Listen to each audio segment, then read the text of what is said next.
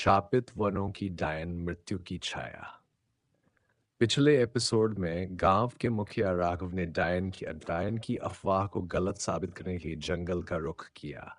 वहां उसे एक रहस्यमयी लाल साड़ी पहने खूबसूरत मगर खौफनाक औरत मिली। अचानक वह औरत हवा में गायब हो गई और राघव दलदल में फंस गया। तभी उसके पीछे किसी की ठंडी सांस महसूस हुई। राघव की धड़कनें बेतहाशा तेज हो गई। उसके कानों में फिर वही फुसफुसाहट गूंजी। अब लौटने का कोई रास्ता नहीं, मुखिया जी। उसने घबराकर पीछे देखा, मगर वहां सिर्फ घना अंधेरा था।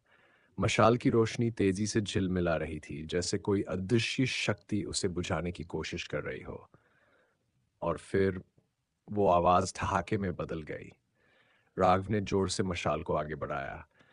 तभी अचानक ही उसकी कलाई पर किसी की बर्फ जैसी ठंडी उंगलियां लिपट गई। राघव राघव की सांसें रुक गईं। वह झटके से पलटा, लेकिन वहां कोई नहीं था। उसकी आंखें अंधेरे में कुछ खोज ही रही थीं कि तभी उसे एक पेड़ के पीछे लाल साड़ी झलकती दिखी। राघव ने हिम्मत जुटाकर कदम आगे बढ़ाया। कौन हो तुम? उसने कड़कती आवाज में पूछा। पेड़ के पीछे से धीमे धीमे कदमों की आवाज आई। अचानक एक औरत निकली, वही जिसे उसने पहले देखा था।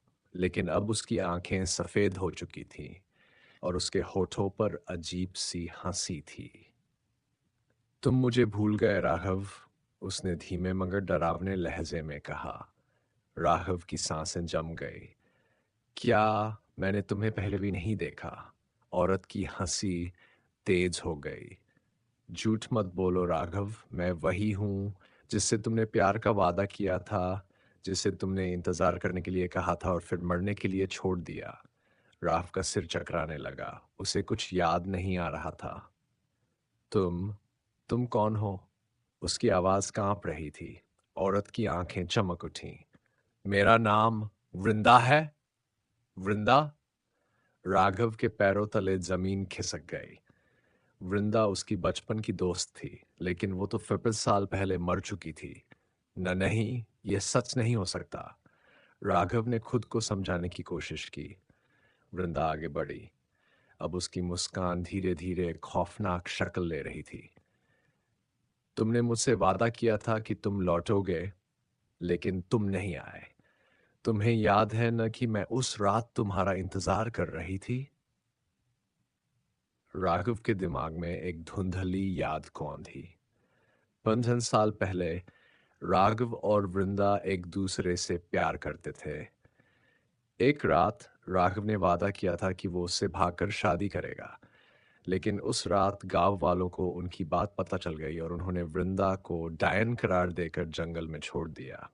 सुना था कि वो वहीं मर गई या मार दी गई।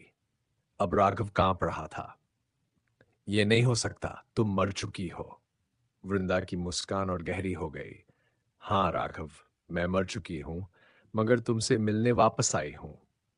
इतना कहते ही उसका चेहरा विकृत होने लगा।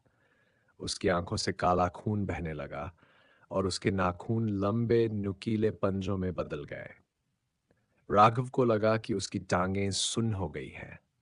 वह भागना चाहता था, मगर उसके शरीर ने उसका साथ छोड़ दिया। वृंदा ने हाथ बढ़ाया और राघव की गर्दन पकड़ ली। अब तुम मुझसे दूर नहीं जा सकते। राघव की आंखें फटी रह गईं। अगले एपिसोड में जारी।